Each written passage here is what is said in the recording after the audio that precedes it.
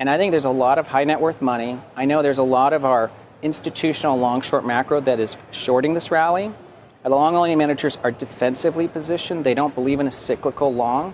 But look, if rates come down and the Fed starts easing, it's going to force people into a cyclical tilt. Inflation expectations are actually coming down. So now all that we're waiting for is let it get through this CPI hump. I do think it means that once you get into September, we should really think about cuts coming. And that's what I would focus on more as an investor, that, well, that's a cutting cycle. The Fed won't just do one cut. They're going to continue cutting. ECB and the U.S., 200 basis point different in monetary policy rates. But if you take CPI year over year, ex housing, which is how Europe calculates it, we're both at 1.9% today.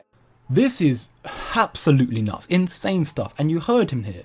The fact that the European Union and the United States have similar levels of inflation, yet the European Central Bank is over 200 basis points, over 2% lower in interest rates than the United States, is insane. So provided, therefore, that we get no hiccups this summer, a summer where we're going to be seeing the passing of crypto legislative framework and more ETF filings from the SEC, we could and likely will see crypto XRP in particular explode.